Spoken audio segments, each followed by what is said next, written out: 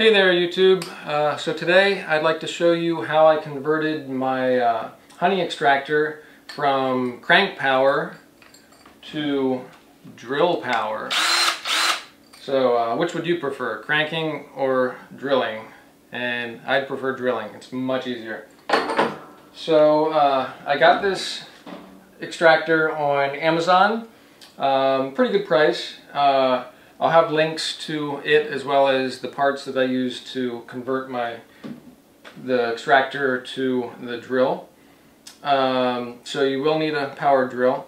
I'm using a battery one. You could use a corded one, but it doesn't matter. So what I got here is a one-way needle bearing.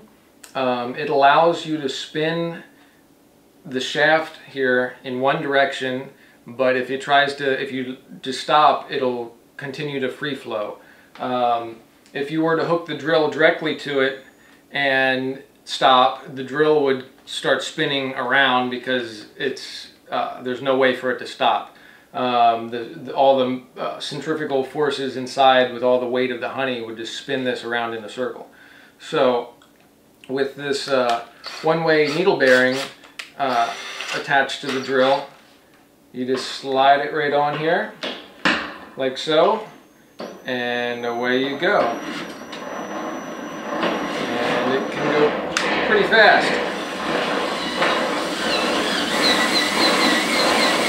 And then when you stop, you can just let go and it keeps spinning inside here. You can even pull this right off and it just keeps on spinning. If you want to give it another go, just slide it right back on and go some more.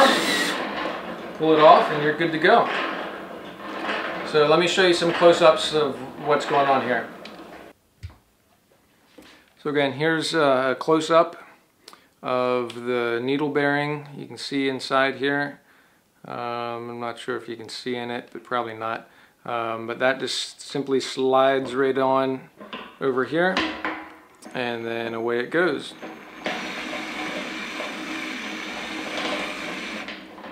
And then you can stop, and it keeps on going. You can pull it right off.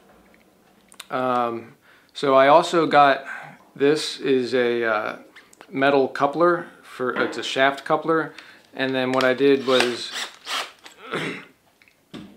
I put just a bolt down through the middle of this and tighten it down with with this guy here. Now it didn't fit, the sizes weren't exactly the right size. I believe this was a metric shaft, and this is an English shaft coupler. I don't remember the size off the top of my head, but originally I got the wrong size bearing and it didn't quite work, so I sent that one back and got the proper size bearing. But again, the bearing didn't fit exactly within this, so it was a little sloppy inside there. So what I did was I wrapped it with a piece of sandpaper. As you can see here, I just wrapped it like once or twice around with a thin piece of fine grit sandpaper, and that made up the space and made this nice and snug fit. And then you just tighten this down and it's good to go. And I had to do the same thing with this side, and it worked just fine.